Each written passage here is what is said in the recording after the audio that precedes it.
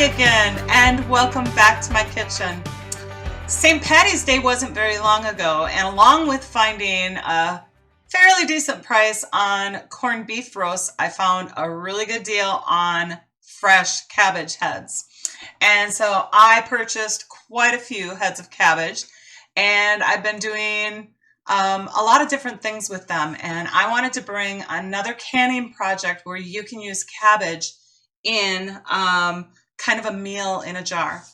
What I'd like to share with you today is a recipe for lazy cabbage rolls or disassembled cabbage rolls. Now today's recipe, all of the credit for this recipe goes to Amber May, who founded and leads the Snug Canning Group on Facebook. That's SNUG, Canning to Preserve Our Future. We will welcome you with open hearts and open arms. So today's recipe, like I said, all of the credit goes to Amber. Now, of course, because I am who I am, I change things a little bit. But I think this is really important for everybody to understand, because I want you to know, and Amber wants you to know also, that canning recipes can be pretty flexible, all right? You have meat. Meat is meat is meat is meat. Whether it's beef or pork or chicken or turkey or venison, whatever it is, meat is meat. Vegetables do have a few different canning times, but the times pretty much stay the same for your ingredients. Meat times stay at meat times, vegetable times, if you don't have meat included in there, stay at vegetable times. But the point that I'm trying to make is that if you come across a canning recipe and perhaps it has something in there that you don't like, a prime example for me is that I love salsa. I love making and canning salsa, but a lot of salsa recipes call for cilantro. I cannot stand cilantro. It tastes like soap to me. So I find a recipe and I just leave the cilantro out. And that's where I'm talking about this flexibility in canning recipes.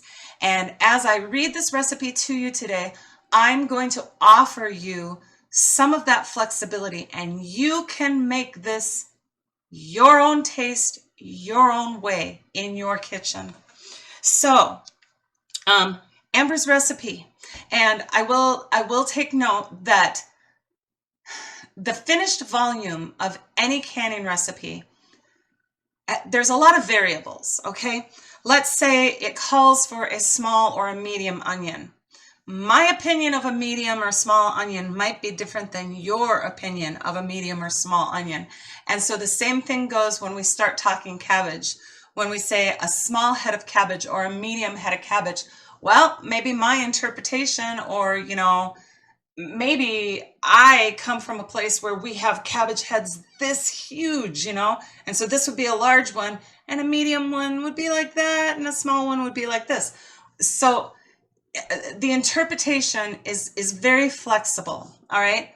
But the finished volume of a canning recipe can, you know, be greatly different depending on the volume of what you personally put in. And so today we're going to be talking about a medium head of cabbage. So depending on what your interpretation of a medium head of cabbage is, that will then decide how many finished quarts or pints you have at the end of this recipe. But just keep that in mind.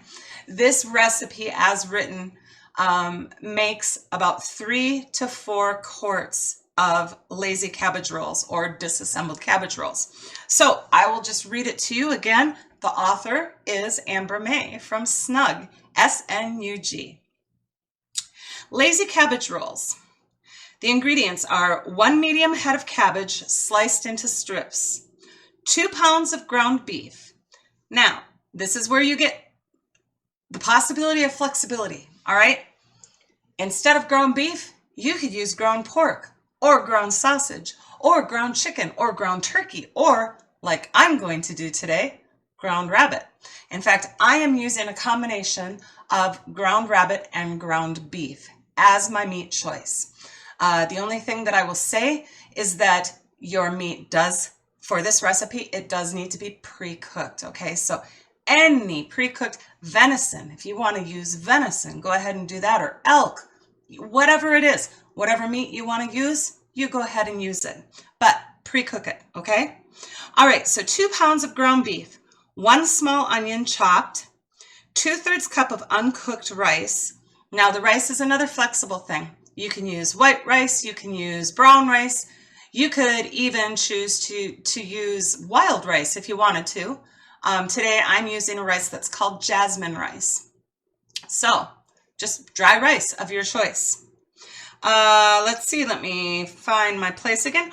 1 teaspoon of chili powder, 1 teaspoon of garlic powder, salt and pepper to taste, 24 ounces of crushed tomatoes, 15 ounces of tomato sauce, and 1/3 cup of light brown sugar. Now, another little change that I'm going to do today, along with the meat, I'm going to increase my spices, and I'm going to personally omit that 1/3 cup of sugar. The reason why I'm deciding to do that is that I have my pressure canner out. You guys all know how I love pressure canning, and sometimes when you have additional sugars and you pressure can, the results can get scorched just because sugars just don't do well in long processing times inside of a pressure canner. And this is going to be a long process time because we do have meat in it, and so we're going to be canning it at meat times. Now, if you wanted to do this in a hot water bath, go ahead and add that sugar. And realistically, if you want to add sugar and you're going to pressure can it, go ahead and do that too.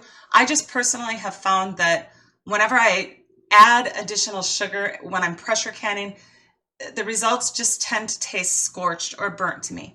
And so what I opt to do is, and I do like that touch of sweetness in this recipe, but what I opt to do is I can it without the sugar, and then when I pop open a jar to heat and serve it, I'll just put maybe a teaspoon or 2 teaspoons of brown sugar in there when I'm heating to warm it. And then I avoid that burnt sugar, that scorched taste, that burnt taste, whatever it is, during the pressure canning. It cans up beautifully, and I can just add that touch of sweetness afterwards. But like I said, in water bath, you're not going to have that problem. So if you decide to water bath yours, go ahead and add the sugar. If dietarily, if you're diabetic, you don't have to add the additional sugar either, okay? It's not a necessity in this recipe. It just sometimes takes off a little of that acid, that acidity of the tomatoes. That's generally what brown sugar is used for in a recipe like that. It takes off a little of the acidity or a little of the bitterness. So anyway, there you go. The directions are to cook up the rice according to the package directions. Now, here's another one, because y'all know that I just want things easy and I don't want a whole lot of extra dishes in my kitchen. I don't feel like dragging out my rice steamer today and then having to wash it off. So I'm not going to cook my rice according to the package directions. I'm going to throw my rice in when it comes to the simmering point. I'm going to throw my raw rice in and just simmer it with the rest of the ingredients and kind of par cook it that way, all right? But you'll see that later. So cook your rice according to the package directions. Fry up the meat and the onions, drain any grease from the pan, and add the cooked rice. Add chili powder, garlic powder, salt and pepper to the skillet with the meat, and add the crushed tomatoes and stir to combine. And then fold in the cabbage. Mix that all together with the tomato sauce, sugar, and pour that over the meat and cabbage and simmer for 15 minutes. Then fill your sterilized jars, leaving 1-inch headspace, and check for air pockets, wipe the rims, and process. All right, so to begin with, like I said, I have ground rabbit and beef today, and I'm going to make a recipe and a half, okay? So at the end, when I'm filling my jars, I'm going to have a little bit more volume and I will be able to fill more jars than what the original recipe is, because the original recipe fills about 3 to maybe 4 quart jars. And I'm doing a recipe and a half today so that I can hopefully fill maybe 5, 6 jars at the end, so I have more of a full canner.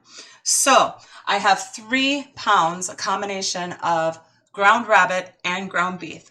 I'm just going to go ahead and I put that, instead of in a fry pan, I put it in a great big, obviously my stock pot, because eventually we're going to add all of the volume of the cabbage and everything in there, and I just didn't want to dirty up 2 dishes.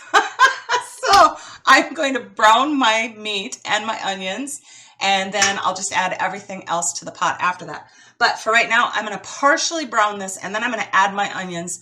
I just personally don't care to add my onions right away when I first start browning meat. I brown the meat just a little touch, and then I'll add my onions. So I'll get that done, and then I will drain off the majority of the grease. I'm not going to drain all of it off. You don't have to drain any of it off if you do not want to, but I'm going to drain just a little bit of the fat off. And once I get that all done, then we'll come back and we'll continue. So I have browned my meat and my onions. Now, one of the things that I did kind of think about as I was cooking that up is that if you do decide to use like a sausage type meat, you may want to rethink some of the seasonings that go into this, because sausage is obviously pre-seasoned. So kind of keep that in mind if you're going to use sausage. But I'm going to do a little bit of changing around on I guess the amounts of the seasonings that I put in, just because we're not really, we like bland dishes, but we like exciting dishes too. So I'm going to increase my garlic and my chili powder today. And I'm doing something a little bit different with the tomatoes. Now the tomatoes, it was a, what was it, a 15, oh, let's see, it was a 15-ounce can of tomato sauce and 24 ounces of crushed tomatoes. Well, I have home canned what I consider to be crushed tomatoes. And of course, a pint jar is technically only 16 ounces, not 24. So I'm going to put 2 of these in, okay? Because remember, I'm doing a recipe and a half. So I'm just going to throw both of these in today. And then, of course, for a single recipe, it's 15 ounces of tomato sauce. And since I'm doing the recipe and a half, what I'm going to do to make up for the missing, amount of tomato sauce, I'm just going to take some of my home dehydrated tomato powder from last year's tomatoes out of the garden, and I'm going to add a little bit of that and possibly just a little additional water, because obviously the powder is dry and I need some water to reconstitute it.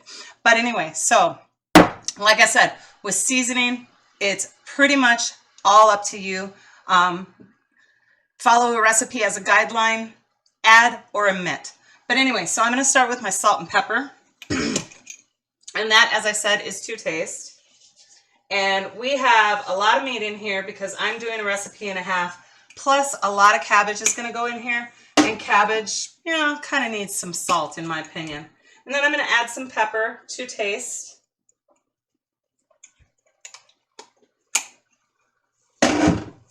My chili powder. And with one recipe, okay, it's a teaspoon. Sorry, I grabbed the wrong thing. Whew, saved myself there. Anyway, with one recipe, it's a teaspoon each of garlic powder and chili powder. I'm going to double that, because I have the recipe in half, but I'm just going to go ahead and I'm going to double it.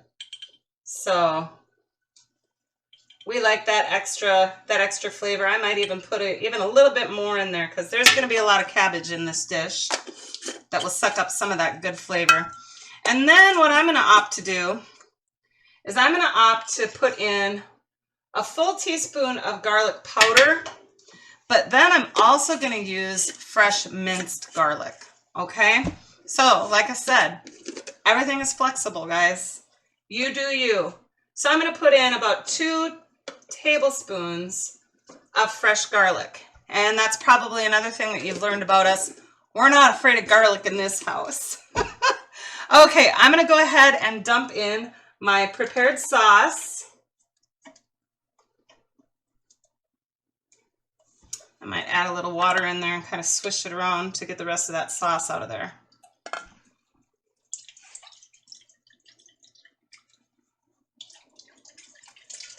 Alrighty. And then I'm going to pop a top on, well, if I can find my can opener. Okay, found my can opener. All right, so I'm going to pop open my 2 pints of home canned tomatoes. Now my tomatoes, I really kind of cooked a lot of the moisture out of them, so you can see they're pretty thick. But store-bought crushed tomatoes are going to have a lot more liquid in them than what mine do. So I might have to add a little additional fluid. Anyway, I'm going to dig my tomatoes out of this jar. Beautiful home canned tomatoes. Oh, so blessed. We are so blessed. All right, and I'm going to get the second pint open here.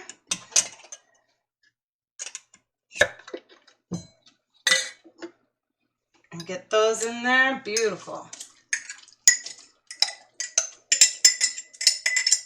So these are taking the place of the crushed tomatoes. Okay. And now, like I said, I only had the 1 15-ounce jar of sauce, which for a single recipe is enough, but I'm making more than a single recipe. I'm doing the recipe in a half. So I'm just going to take a little bit of my home dehydrated tomato powder and sprinkle a little bit of that in to add, you know, to make up for the missing sauce. And then I'm going to add a little additional water because my home canned tomatoes were a little on the drier side than what store purchased crushed tomatoes would be. You know, mine didn't have quite as much juice in them.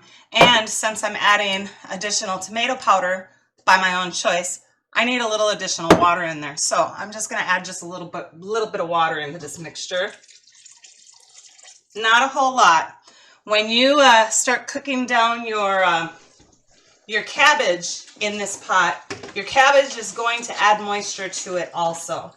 So if you're making changes like what I am, be a little conservative on how much additional fluid you add to it.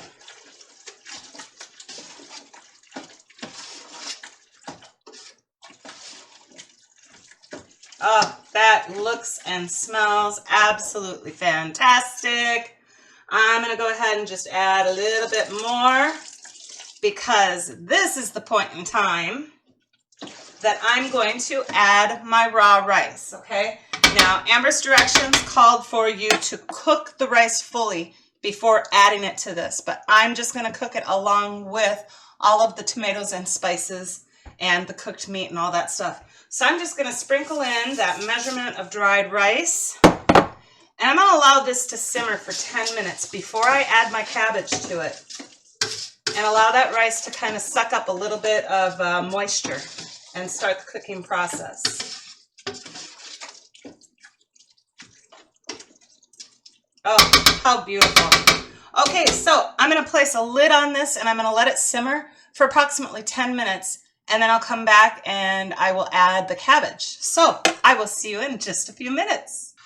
All right, so I have simmered my meat and all of my spices and my raw rice. I've simmered that for approximately 10 minutes with my lid on. And now all I'm going to do is I'm going to add all of my raw cabbage and we're just going to simmer it for about another 15 minutes before we pack it in our jars. And this, of course, is where you have a lot of volume going into your pan, guys. Fresh cabbage, you know, it's big, fluffy stuff. And again, keep in mind that I'm doing a recipe and a half.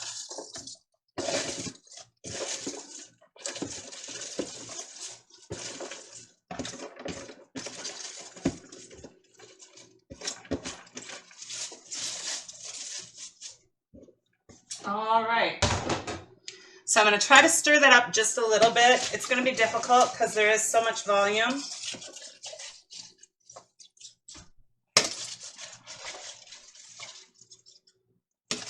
But as it simmers and steams, it will get a lot reduced.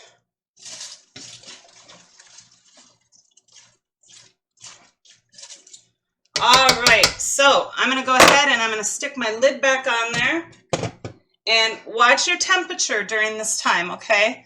Because you can have scorching with your tomato products in there and, of course, Also, the cabbage, before it releases a lot of its juice, could be a little dry at the beginning of this part of the process. So stir it pretty frequently. Check on it and stir it and keep it kind of moving around in there every few minutes. Once it reduces down a little bit and the cabbage releases its juice, then it's not such a careful process anymore. But right now, when that cabbage is fresh, you really do kind of need to watch it and keep it over really low heat during this period of time. So I will do that and come back after the simmering process is over, and we'll get our jars packed in the canner. Oh, you know what? Before I leave, I'm going to get my canner prepared, all right? I'll put my water and my cream of tartar into the canning water, and I'm going to get it heated because we always want to match the temperature of our food item and jars to the temperature of our canner. So today we're working with hot food. Our jars will be hot after we fill them. Hot food, hot canner. So I'm going to get my canner set up and get it heating while this is simmering for 15 minutes. Okay, now I'll be back in a few minutes. All right, so I have reduced the volume of the cabbage to half of what it was before. Your pan is going to be super full of cabbage. Just reduce it down until it's about half. Now, I did end up adding just a little bit of water a couple of times during cooking because I was having it stick to the bottom of my pan. Remember how I said it's kind of fragile and it might scorch. So I did add just a little bit of water at a couple of different points in time during the cook down period. So make sure that you keep an eye on that while you are reducing the volume of this cabbage. This is just beautiful. It smells wonderful. It tastes wonderful. I've got plenty of seasoning in there, and now it's been reduced to the point where I can pack it into my jars. So I have 7 quarts today because that's what my canner will hold, is up to 7 quarts. If I have leftovers, that's what we're going to have for supper tonight. And it looks like I'm going to be really close. Like I think I'm going to have maybe a little bit left over with my recipe and a half, but we'll see how it turns out. I've only ever done this in a single recipe before. So today is the first time that I've done the recipe and a half, but we'll see how close I am in my estimation of how much we needed. So we're just going to take our cooked lazy cabbage roll mix and just start packing it into our jars. I suppose I should aim you down here a little bit so you can see what I'm doing, huh? Alrighty, there we are. So we have our prepared jars, and all you're gonna do is just start scooping it into your jars. Now this is one of those things that having a larger funnel is pretty handy. If you have a really tiny funnel, you can see, because of the volume of the cabbage and stuff, you're not going to be able to take quite as big as scoops. But I've got a fairly big size funnel, and so it holds a really nice scoop of stuff. So we're just going to pack that in there. Now what I have is I have a plastic spoon, and I like to just really pack that stuff in there, guys. This is going to remove the air bubbles, and it's also going to kind of compress it down so that you can fit a little bit more in your jar. And we will continue filling until we reach that 1-inch headspace in our jar.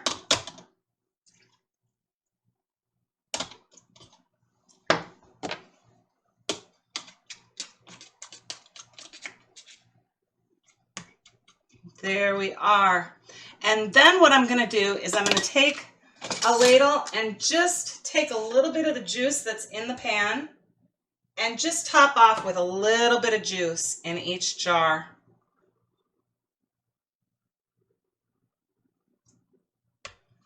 Alrighty, that one is ready to go. Let's do a regular size mouth jar here.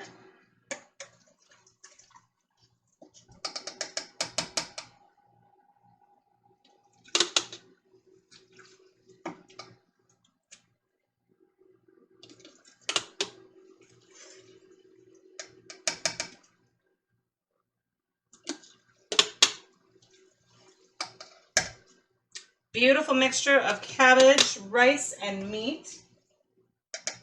And tomatoes, of course. Don't forget those lovely tomatoes in there either. Pack that down. removing all of the possible trapped air bubbles. This isn't a really fluidy item, so air pockets can be an issue in this particular type of a pack. You know, there's a lot of times that I don't debubble because very fluidy things like soups. Soups, a lot of times there's no way that air is trapped inside of your ingredients or your jar pack. But in this is a thicker mixture, and you can get air bubbles trapped in those layers of cabbage there. So I do like to debubble this. See if I can find some more juice here and just put a little juice on top of that.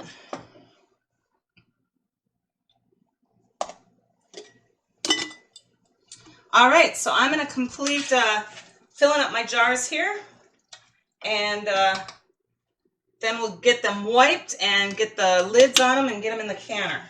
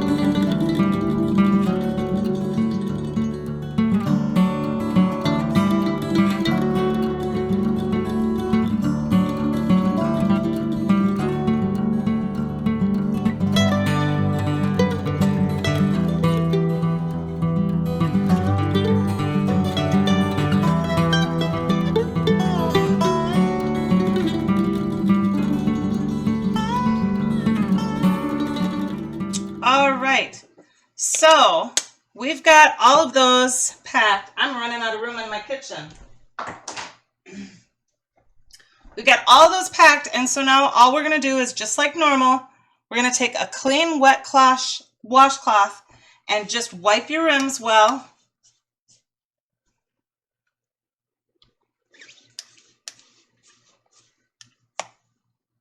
Hot.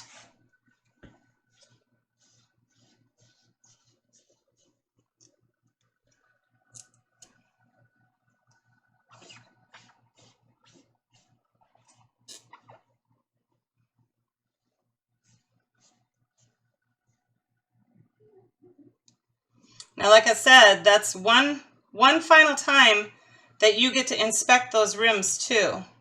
I thought I felt something funny on that green jar. And there is a little tiny burr. I can feel a burr kind of on the outside of the rim here, but I think it's going to be okay because it's not on the top. It's just kind of on the side. But we'll see.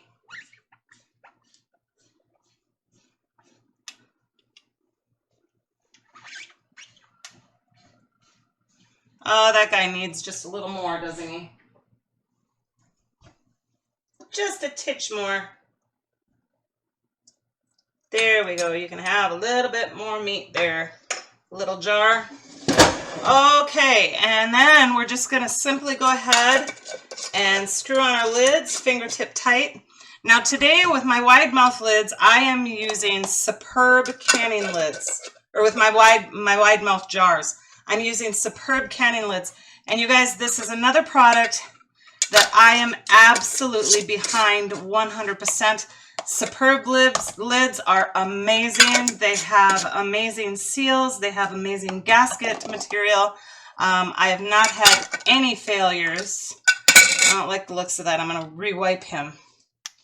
I have not had any failures on my shelf using the Superb lids in over a year. And the regular mouth jars are going to be my 4-jar lids. And I'm also a huge fan of them. Both of these products, 4 jars and Superb, are just amazing canning lids, quite honestly, in my opinion. Okay, so I've got my canner heated up. Get this over this flame. Turn this one off. Do a little bit of stovetop Jenga there is what I'm doing. And just get those hot jars into your hot canner.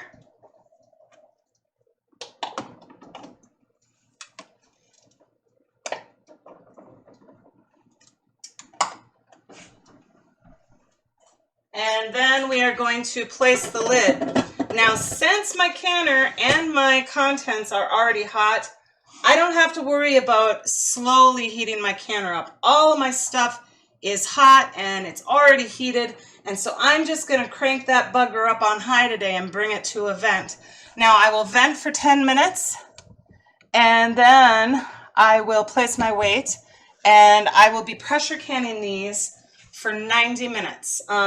During my venting period, I may turn my heat back down to medium, just simply because you really don't need, steam and whatever just poofing out all over the place in a really, really heavy stream. You just need a good, steady stream of steam. And so once you reach a vent, you can turn your burner or your heat down just a little bit. And then when I place the weight, I just kind of keep it on that medium heat. But since everything was really nice and hot today, I'm not worried about having to heat everything up slowly and gradually because we're already at a hot state. So we're going to vent 10. We're going to pressure can for 90 minutes. If you wanted to do these in pint-sized jars, it would be pressure canning 75 minutes for pints. If you would prefer to hot water bath either size jar, it would be 3 hours water bath. So I'm going to get through the canning process and then I'll come back and show you the beautiful results. All right, so my 90-minute processing time is over. I allowed my canner to cool off naturally, and when the pressure was down, I removed my weight. And then I cracked it open just a titch and I allowed it to cool for another 10 minutes. I backed it up a little bit more and allowed it to cool for another 10 minutes. Now I feel it's safe to remove the lid, and I'm not going to have any siphoning from cooling them off too quickly. All right, now as I was jarring these, I told you that I was using 4 jars and superb lids.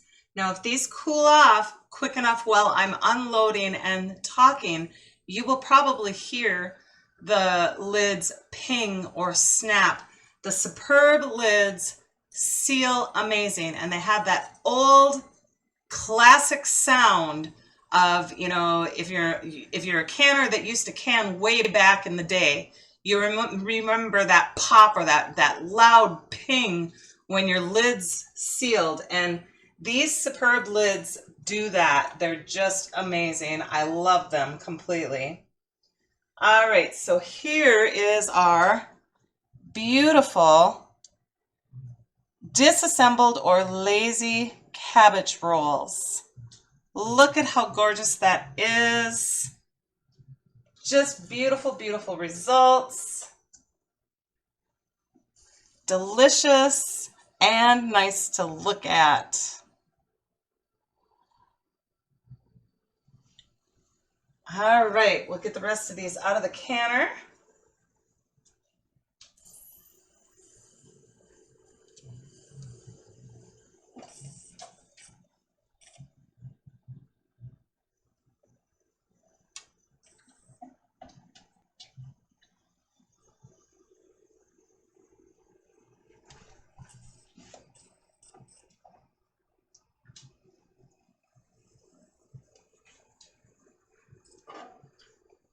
Okay, and there's our last one. Get that up by the camera just a little bit more. You can still see them boiling in there. Isn't that lovely? Absolutely lovely. Okay, so I am going to not touch these at all anymore. I'm going to let them cool. It's getting into evening again here, so I'll probably let them cool overnight. And then tomorrow, after they've cooled and sealed, I'll come back and I will open one of these jars and show you what the texture and result is after canning. So until then, I'll just let them cool off. Okay, so I'm back, and funny thing is, I don't know if you remember, but in the video when I was filling this green jar and I was wiping the rim, I kind of felt a little bit of a burr on the outside of the rim. And guess what? I was right. This green jar did not seal. And it was by no means the fault of the lid. There was something wrong with the jar. I felt it. And I just took a chance to see if it would seal or not. But anyway, so this is the one that I'm going to open for you. But I don't, it's kind of hard to see through this green jar. So I'm going to show you a clear jar. So this is the results of the lazy cabbage rolls. Look at how lovely that is. You can see all the cabbage in there and the rice and the meat. Just beautiful, beautiful results. So I'm going to go ahead and get this lid off of here and get it into a dish so that you can see what the consistency is of this wonderful meal in a jar.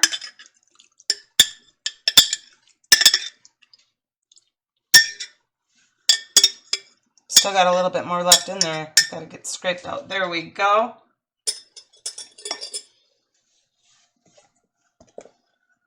All right, get it up where you can see it here. You can see that the cabbage, it does get soft just like any other time that you're canning cabbage. So the cabbage is soft, but it's not mush. I can get it on my fork. There's beautiful meat in there. The rice does get soft in this one also, but you can find rice in there. It's just a lovely, lovely meal and a lovely mixture of goodies. So we really enjoy this. It's just so easy and simple to do, and it's actually one of those, it's another one of those really budget friendly things. Oops, I'm sorry, I didn't mean to knock the camera there.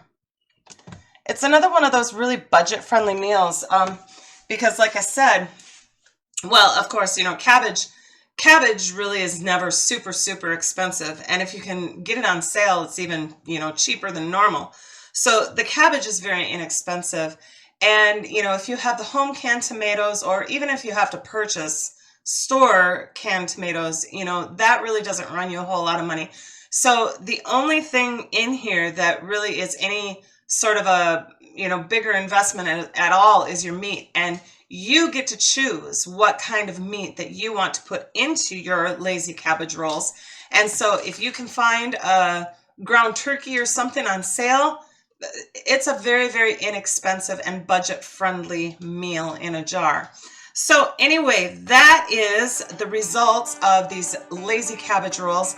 Again, I want to just personally invite you to the Snug group on Facebook. We would love to have you with us. And you're just going to find a wonderful environment there full of friendly people and helpful people. And also you will have access to thousands of wonderful canning recipes. So thank you once again for spending your time with me. God bless you all, and happy canning, everybody.